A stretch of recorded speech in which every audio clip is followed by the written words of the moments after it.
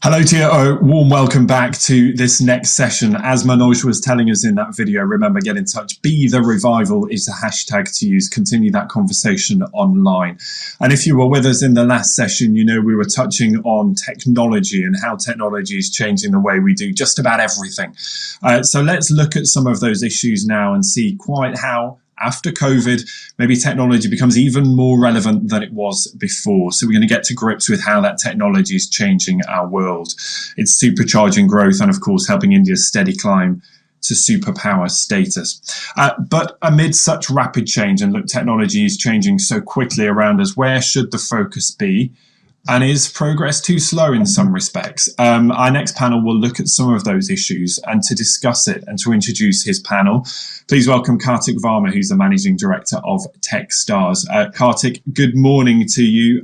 Let's talk about some of that. I'll hand over to you, introduce your panel, and take it away. Thank you very much, Ben. Good morning, good afternoon, and hello, everybody. Thank you very much to Manoj and his team for an excellently executed Global India Week conference. They always put up unique events.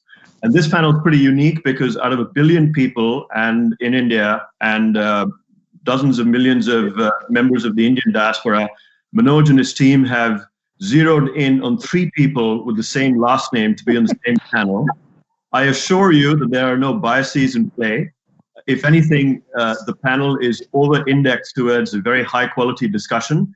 And I'll let the panelists introduce themselves. Priya, would you like to go first? We'd also love to hear from you about one personal technology that you use on a daily basis that's been transformational and improved your quality of life. Go ahead, Priya. So my name is Priya Guha, an absolute delight to be here, Kartik. I am a venture partner at Merian Ventures. We're a VC firm that invests in female-led deep tech innovation.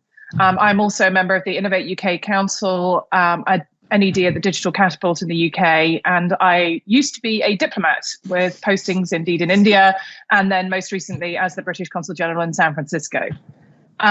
So you asked us to talk about a technology that's been impacting our lives. I can't claim to have used it on a daily basis, but the one that I thought I'd mention was actually one that was set up by a Scottish entrepreneur called Callie Russell.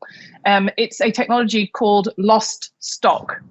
And the idea is to bridge the gap that was created through the COVID crisis, where hundreds of retailers in the West cancelled the orders that they were going to be taking from factories in Bangladesh in particular, about $2 billion worth of stock orders that would have been cancelled. And they have used the technology from their Mulzy app, that is a normal shopping app used across the world, and actually reposition that technology, which uses data and other logistics analytics technology to connect consumers directly with those products, and through that support families in Bangladesh who would otherwise have lost their family income overnight because of the COVID crisis. So Lost Stock Box, anyone can look it up online, and really would recommend using it if you can. Excellent. Thank you very much. Welcome to the panel, Priya. Munish, over to you. Thanks, Kartik. Hi, this is Munish Verma here. As Kartik mentioned, I'm one of the 3 Varmas on the panel. I'm a managing partner of the SoftBank Vision Fund. Amongst other things, I look after India business. One technology that excites me, it's not super new though, but it's played a fundamental role and made my daily life a lot easier, is the advent of digital wallets. And I use it quite often, of course, in the West, but more importantly, for my elderly parents that are in India, they've adopted it quite in quite a big manner, and there's no more standing in lines to pay bills, etc. It's all on the phone, and I actually think, in terms of solving a consumer pain point, this whole notion and advent of digital wallets, storing money digitally and using it to transact seamlessly on your phone, super relevant, and it's solved a pretty significant pain point in my daily life in terms of dealing with my parents' needs, but for millions of other folks across India, it's had a major impact. Thanks, Manish. Great technology. Brijraj, welcome to the panel. Over to you. Hi, everyone. I'm Brijraj Vaghani, the only Indian who is not Verma, and the only Indian right now who's sitting out of India right now. Right? Currently, I'm the CTO of OLA Cabs, and I also am the CEO of Riddler, a company which Ola acquired a couple of years back. I think the technology which has changed my life has been a big part of my life. It's very fundamental, wireless communication, wireless technology. It's especially the data connectivity part. ever since I was a student, my thesis was in wireless communication. I was part of the research lab, which was funded after 9/11 to do something on emergency communications. My first job was with Qualcomm, which is obviously the wireless leader. Then I moved back to India, and ever since then, dabbling with mobile phones. Right, it helps me do everything. Connect with my kids when I'm away.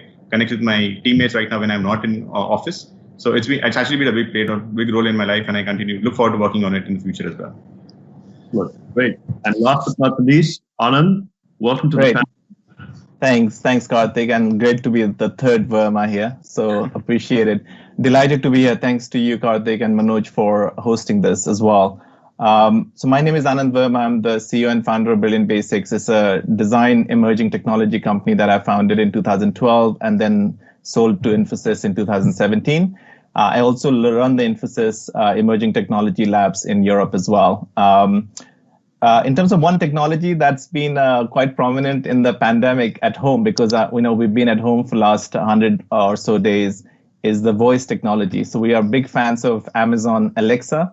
And one kind of use case that comes to my mind is we got an 8-week-old puppy 4 weeks ago. And who knew that puppy likes music when it goes to bed, sleep. So we can say, hey, Alexa, can you play the puppy sleep music, please, on Spotify? And just, looking after the puppy and using voice technologies has been a godsend for us at home. And there are many use cases, of course, but that I thought will be a good one to share, given it's so recent for us. Great. I'm quite confident Amazon never thought of that use case when they invented the smart speaker, but just as well.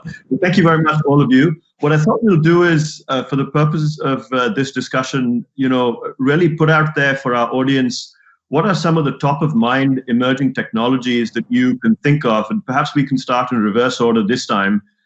Maybe each one of us can just identify 2 or 3 technologies that just come to our minds, and then just take the discussion from there. So, Anand? Yeah, it's a good one, and I would love to know what other panelists think as well. So I think the 3, if I had to choose, or 3 or 4, is quantum computing is something that I've been following quite closely. And especially with pharmaceuticals and trying to find this vaccine has become more prominent to think away from bits to qubits. So that's something that's really exciting from my perspective. The other one that is, especially from an Indian perspective, especially last mile delivery and things like that, the 5G technology is another one that I'm super excited about because it connects India to become the next superpower, right? And as Narendra Modi was saying this morning, how can we forget the Indian tech industry? But we can't do that unless the connectivity is there. The third one, which is very close to my heart, and I've been doing a lot of experimentation, is the augmented reality and virtual reality technologies, especially again with COVID-19, post-COVID-19 for education, for experiences, for training, maintenance is a big area. And lastly, I'm not an expert, but I'll mention it, is battery tech, because the consumption of battery is going up drastically. And This technology is emerging, but I think a long way to go. So those are 4 from my side. Thank you. Brijraj, how about you? What are some of the top emerging technologies that come to your mind? So the first 2 I'll talk about are the ones I play with also or work with every day. The first is IoT, and it's very relevant in the Indian context as well. We did not have a lot of deployments of infrastructure in the past, and IoT, according to me, can help leapfrog a lot of them and help us be on par with the Western powers in terms of IoT. The second one is computer vision. It's an offshoot of artificial intelligence. And I think it's going to be more relevant going forward with people not being able to see each other. There'll be a potential trust deficit which computer vision can actually help fill out. And the third one, which I don't understand well, but I'm fascinated about it and we'll read more, is the 3D printing, right? With India definitely looking at manufacturing, how can we leverage 3D printing more? With consumerism on the rise as well, right? That's not going away anywhere soon. So How can we actually marry the 2 and do that? So I do a lot of work personally on IoT and computer vision. And so I'm excited about that. And I think they have immense potential for India at least. Thanks, Brijraj. And Munish, what do you think of when somebody talks about emerging technologies?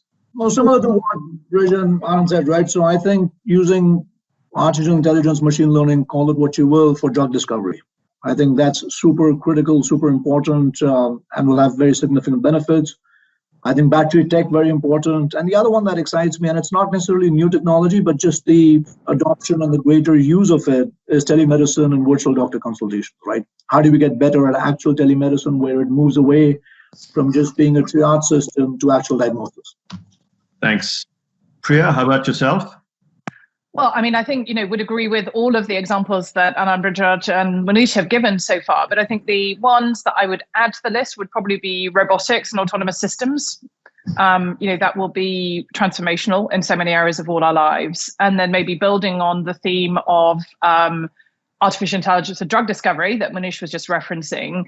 Another angle to that is the broader precision medicine field. So where you see, genetics, for example, playing a more important role in how healthcare is delivered. And that links across to transformations that are also coming through with broader artificial intelligence in healthcare, full stop. Sure. I'll add to the list of our 4 panelists over here by talking about genomics. And, there's a lot of work going on gene splicing and CRISPR technology in the Western world.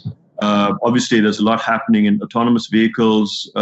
Some of you touched on batteries, so electric vehicles are a big craze as well. But what I'd like to now do is just take this top of the funnel and narrow it down into what is relevant for India. We're a large country of over 1 billion people. We're still stuck at, a modest per capita income. The country still has numerous challenges as far as healthcare, infrastructure, poverty alleviation, fresh, clean water, etc. So this list that we've just put together in the last few minutes, which of these technologies are actually relevant and applicable in an Indian context? Priya, perhaps you could start first. Sure, thank you. Well, I think Prime Minister Modi referenced it in his remarks this morning, as did, I believe, Kiran Mazumdar-Shaw in comments she was making. This is around, for me, what they've called vaccine diplomacy. So actually, how can India not only be the place where pharmaceuticals can be produced at a very, very competitive global position, but actually be the place where the research and innovation and drug discovery is happening. So for me, that's a huge opportunity for India, and it already has such a leadership in that field that it is very, very well positioned to seize that opportunity. Right. And you go ahead, Munish. I was gonna make a point here, right? So all these emerging technologies that we've talked about, right? So from an Indian context, my view is that India I don't think the sort of significant deployment of these emerging technologies in the long run makes a fundamental difference, of course, but in the short run, what India would benefit from and how we can supercharge our GDP growth and per capita income growth is by taking existing technologies, right, and applying it in the Indian context. So there are a bunch of Indian businesses, there's a bunch of pain points that consumers feel and small businesses feel in India. To solve for some of those pain points, I don't think it's necessarily needs to be cutting edge technology. I think it needs to be a case of taking existing technologies and enabling those businesses to use those technologies to serve consumers and businesses. So give some examples of that, Munish. So look at fintech, right? Fintech's been a case in point. It's proven technology. People around the world use it, right?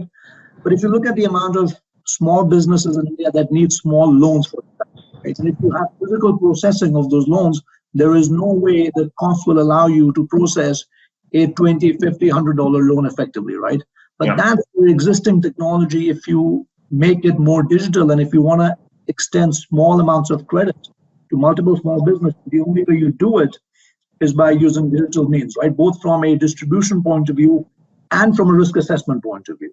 Yeah. That's not new technology per se. That's existing technology. It just needs to be applied. So I think new technology, emerging technology, obviously very relevant, obviously will play a significant role. But for now, I think the immediate need, to my mind, is to take existing technologies and apply them in an Indian context and get consumers and businesses to benefit from those. Enable Indian businesses to be more tech-enabled effectively. So, Brijraj, would you agree with, ignore the semantics of what's an existing technology or an emerging technology? You had talked about, things like IoT and a variety of other things around 3D printing. What are some of the use cases of, and these technologies have existed for a while, or at least half a generation, perhaps even more. What are some of the use cases for that are applicable in a mass use case in India that can really help improve the quality of business or life for the type of persona that Munish has just painted? Yeah, I completely agree with Manish, right? That we need to apply this technology in the Indian context. I'll use computer vision, right? That's something fascinates me a lot these days. Think of the farmer, right? He has to go and maintain the soil, ensure that the soil is in good condition. if the crop goes out to be bad, right, he's penalized for it. But if you have a drone fitted with a small camera, you can actually detect the quality of the soil and take corrective action. Closer to home at what we do, right, at Ola, we deployed a technology for private bus operators in the buses, which would count the number of passengers going in and out using simple CCTV cameras, using deep learning computer vision, right? Now, the advantage of that is that the owner is able to trust the driver and the conductor, and he's getting a better return on his capital because he's able to get the entire fare back, which in turn he can deploy to buy more buses, which can help people ferry more, right? And that will help increase mobility a lot. So when you take these small problems, right, and apply make them business enabled, think of what Ola has done with the selfie auth, right? We had a driver impersonation problem. We actually enabled a selfie authentication so that the driver can actually take a selfie of himself, so the passenger is assured that the guy who's on the list is the guy who's driving the phone, right? So these small technologies which we can use and basically enhance the trust in the system. So India is a huge country, right? And traditionally we've been a trust deficit society. When you actually use these kind of technology to enhance the trust, the community can move forward, the country can move forward, right? That's an application of the technology that I would say is very relevant, right, in Indian context. And I agree with Manish that we need to apply this better. The training of this computer vision algorithm needs to happen with the Indian data, needs to happen with the Indian context, and then but the results need to be using the same technology. We don't need to reinvent at this point of time. Right. So I want to bring Anand into the discussion. You talked about augmented reality, virtual reality. Now, I can think of a lot of use cases around that can improve everything from healthcare for old people to giving old people company and so on. But is India ready for a cutting-edge technology like that that's yet to deliver its promise, even in the better developed or richer Western world, Anand? So my view is that I think we are kind of centering to infrastructure again, right? Because the infrastructure could be an enabler for something as immersive as AR. AR is easier than VR, by the way, because VR requires a much more intense kind of frame rates. Sure. But AR, like Bridges' example, a farmer having an AR app that allows it to check the quality of a produce, for example, can be AR enabled with the computer vision, because AR is nothing different to a computer vision in at least in my mind with the right kind of setup, right? So the way I think about it is there is a disparity in India, tier 1, tier 2, tier 3, tier 4, kind of almost like 4 kind of disparities I see. But to connect it all together, you need a high-speed broadband or internet of some kind. And that's where I think something like 5G, which might be emerging, has become a necessity to achieve all the things that we are talking about. Even with the bare-bone old technology, if I can mention that, not emerging technology, you've got to have the infrastructure to support that kind of speed. And speed really frustrates us. Look at us right now. Everybody is in a video conference. If you have a bad bandwidth, you don't have the same experience as you'd have with good bandwidth, for example. So that has become the basic necessity as electricity and water, in my view. But that's a disparity in India needs to be resolved before we can even leverage any of these, emerging technologies like AR and VR mainly, but AR is easier in my view. Right. And you referred to electricity and water, and obviously the electrification of the country that's happened over the last 5-7 years has been phenomenal and unprecedented. But India has numerous other developing country problems like that, like healthcare and education. How many of these technologies that we've listed right now can directly address these fundamental and nation-building foundation issues? So far, we've talked about communication, obviously big use case in education. We've talked about farming, but let's talk about healthcare and poverty alleviation as well. What do you see as solutions to that? So I think, first of all, my view is that digital is the only way out of COVID-19, right? If we are here to kind of look at COVID-19 issue, it's here to stay for at least 12 to 18 months, more or less, depending on who comes with the vaccine first. So I think my view is that, when digital has become the core of any transformation, and I'm fortunate to work with, people like Nandan Nilekani, who's our chairman, at Infosys. What Nandan did with Aadhaar, Nandan and team, I think same thing needs to happen with healthcare, or same thing happen with manufacturing, for example. So I think it needs to be small teams using existing and new technology to solve a real use case, real problem. But without the right infrastructure and without the right connectivity, I think that's going to be a continuous challenge in India, especially for tier 3 and tier 4 places in India. Right. Kartik, may I just come back on a couple of points that my fellow panelists mentioned? I just wanted to pick up on something that Anand said there, which I think is very, very relevant. I don't think digital is just the only way out of COVID. I think actually digital is the only way now to have economic growth, full stop. That is going to be the way that every country will grow, wherever you are in the world. And I think, when you look at technologies and how they interplay to your question about basic needs, actually technologies can allow us to deliver basic needs like education and healthcare in a way that we have never been able to deliver them at scale across a nation of the size of India historically to the most effective way. So, just to give an example, I work in the UK. I advise a company called Chiron Medical Technologies. They use artificial intelligence for cancer detection. They have an artificial intelligence software product that allows you to do breast screening. And that is a product that could be scaled across any country and address a real need, which is the numbers of women who are dying everywhere in the world because of a disease like cancer. Those are sorts of technologies that can transform you as a nation. I think I just wanted to also pick up something that Brijraj said earlier, which I think is fundamental. Technology is definitely, in my view, the key to our economic growth, to our post-COVID recovery. But it also needs to be done properly. And the key that Brijraj mentioned, which I just wanted to amplify, is around data. So what data is the technology being developed on in order to make sure that that technology is relevant to the nation that it's aiming to serve? And I think one of the keys we need to ensure is that the data inputted in all of the technologies we're referring to is data that is relevant to the Indian context. Because otherwise we will find ourselves with all these technologies which at best just don't work, or at worst actually create biases and adverse outcomes for people in India, which would be a terrible result. Okay. So Munish, where do you get the data sets that are relevant for India then?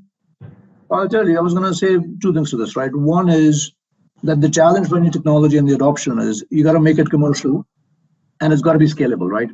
So the two things that India needs to address, all these technologies are great, absolutely, and can be transformative for India. One obviously is the point that both Priya and Brijraj raised is on data sets, data collection, and the right inputs on data.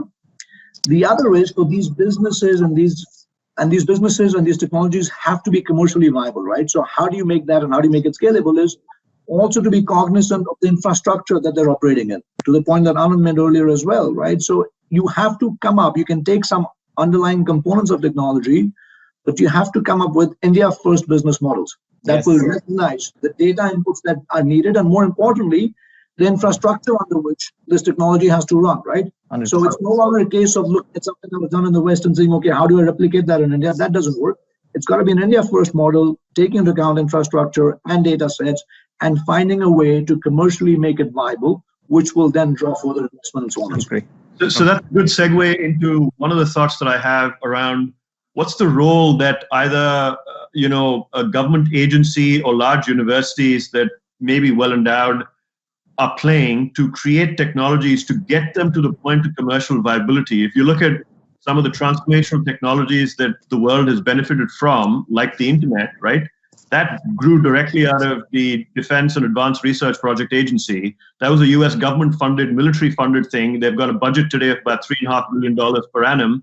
Is there a role that the government should be playing, or other large endowed private sector companies should be playing, where they get some kind of tax benefits to get the technologies to a commercial level? Or is this something that's just necessarily going to come from the private sector, like the example that Priya just gave for the cancer detection company for breast cancer?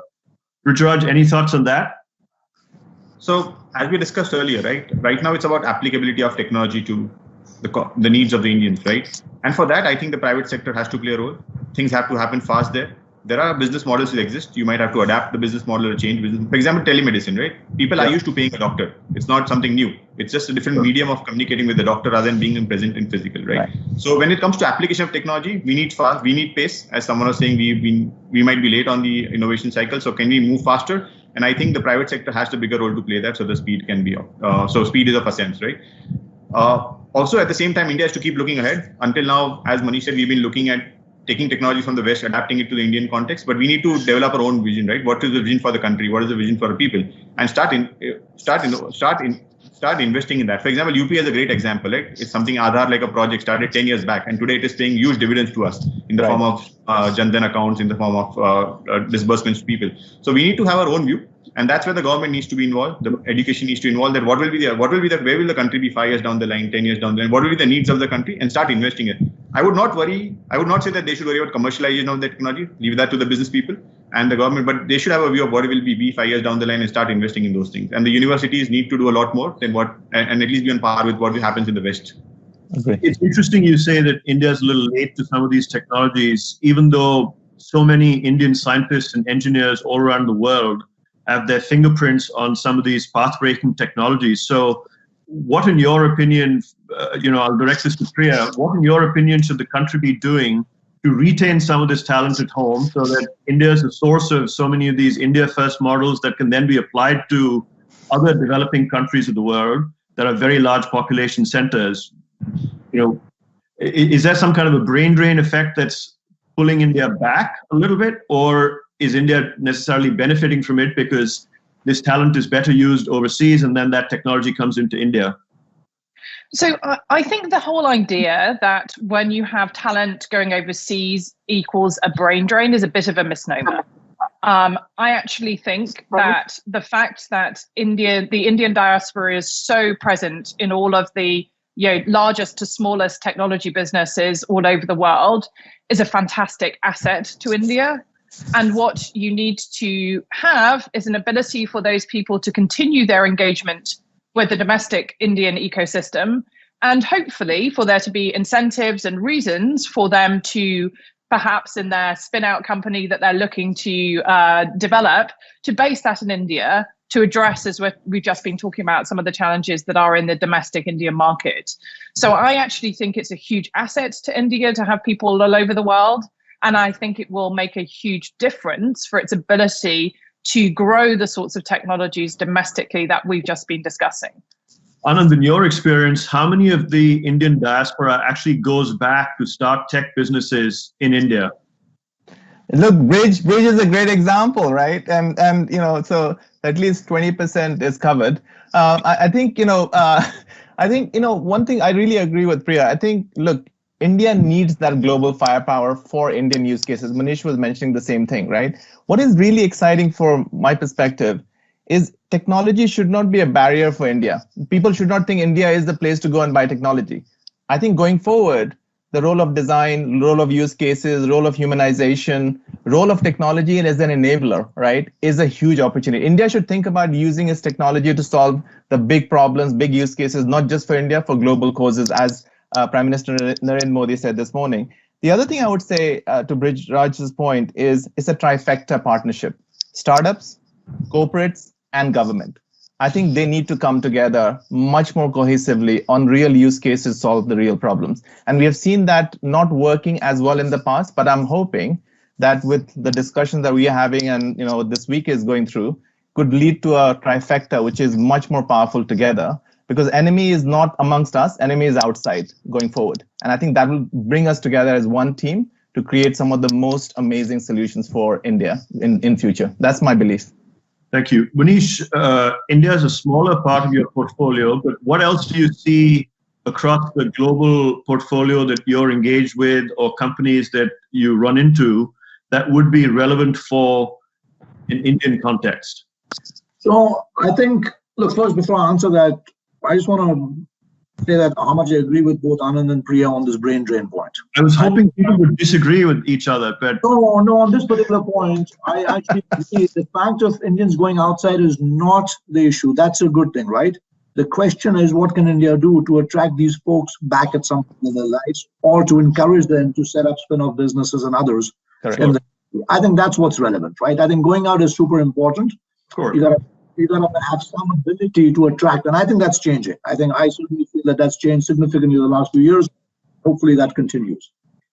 In terms of global trends, Katie, I think, look, and everyone's talked about this, that digital is not the only way out of COVID-19. Digital is the way of growth now, not just for us, not just for India, but for the rest of the world. right? So any businesses and any enterprise, any business that is rethinking their operations, but not rethinking them purely from a digital point of view, will struggle in the future. I think as a method of digital is more than just being tech enabled now, right? It's a method of distribution. It's a method of thinking. So everywhere across the world, and one thing we haven't talked about, very relevant to India as well, is online education. It's not a new technology, it's been around. But in terms of, if you look at what can solve India's fundamental issues, you brought this up, Kartik, when you said, getting rid of poverty. Two ways of getting rid of poverty. One is education, the other is jobs, right? Jobs is separate, but in terms of educating people, one of the big issues that India's had, given that you've got to take a bunch of tests to get into either undergrad colleges or to take jobs in banking, railways, etc., all test centers are physical test centers located in big cities. So if you're somebody living in a tier 3, tier 4 city, you don't have access to those test centers, right? So I think this notion of online education, and by online education, I don't mean recorded lectures, that's part of the course, but this capability of synchronous learning, where one educator can at the same time teach hundreds of students sitting in different parts of the country, could be a game changer. So I think in terms of global trends, whether it's online education, whether it's food delivery, whether it's drug discovery, all being led now by machine learning, AI, and other forms of computational power, right? So same thing will happen in India as well.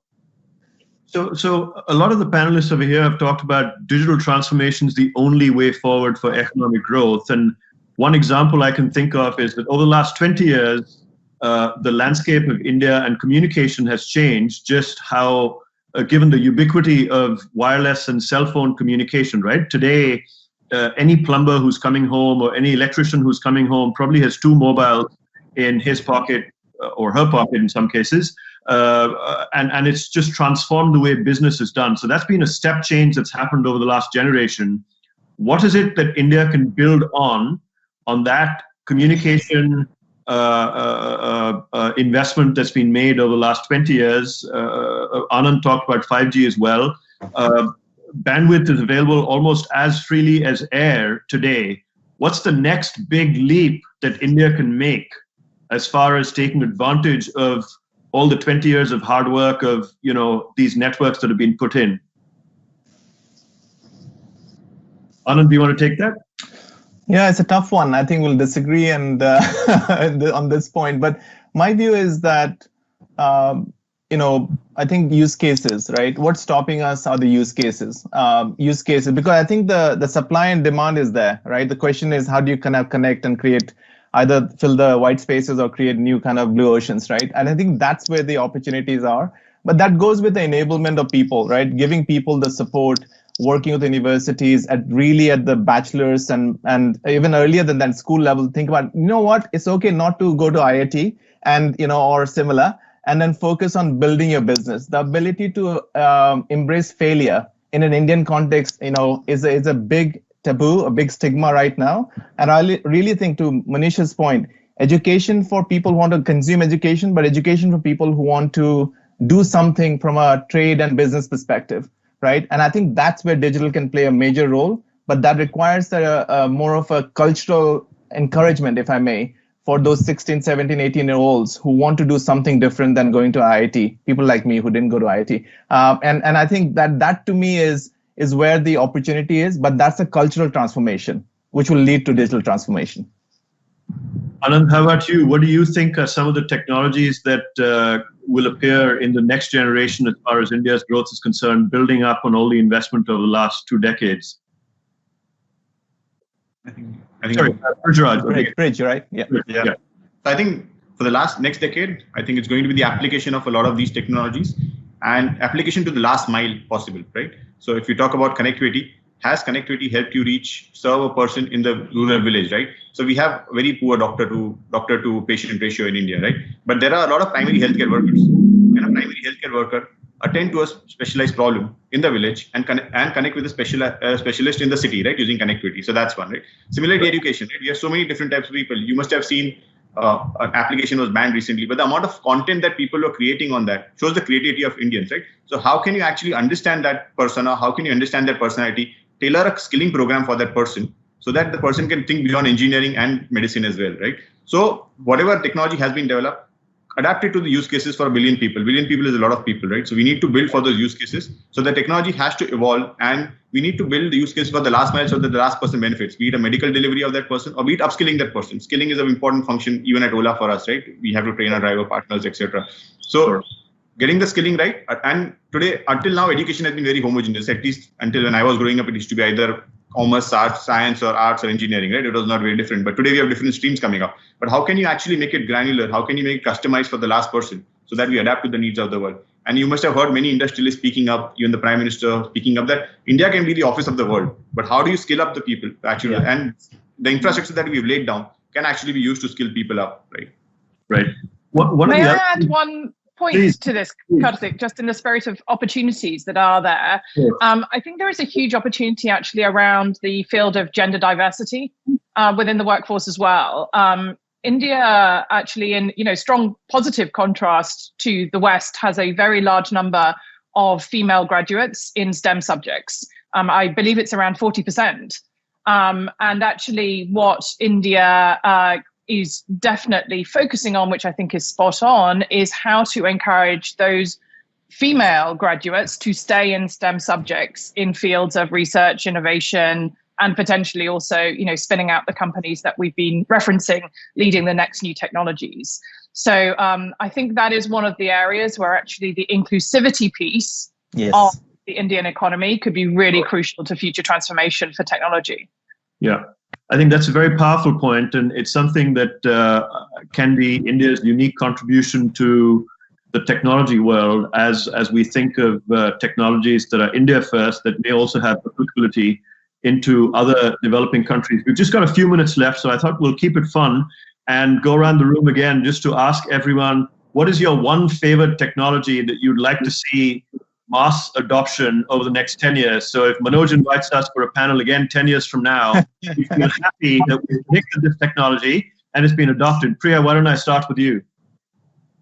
For me, it would be quantum. I don't know if it's too early for quantum, but if we can get quantum adoption, it transforms everything. Yeah. Excellent. Munish, how about you? Battery technology. Battery technology. Battery tech, absolutely. Brijraj, you're next. Electric flying taxis, so I can beat the Bombay traffic and get to wherever I am. Electric flying taxis. That would be a use case that would be very, very powerful all across the world. It'll take more than 10 years for you to beat the Mumbai traffic. And your last word on that? I would just say not technology. I would say design. I think what technology did for India in last 30, I think design is going to do. And that's why I think Priya's point about humanities is a big, but design and technology will kind of mold together. But I'll say design rather than technology. Yeah. And I'll add my last 2 pennies on that, which is online education. I think if we have to be a superpower, a digitally native workforce that's somewhat educated beyond class 12th would be adding a big dose of ashwagandha to the Indian workforce. Thank you very much, Priya, Munish, Brijraj, Anand. It's been a pleasure having this discussion with all of you. Thank you to the organizers of India Inc. for such an excellent conference. Thank you to all the members of the audience who have participated today. We're really sorry we can't do audience questions, but we're delighted that you could attend.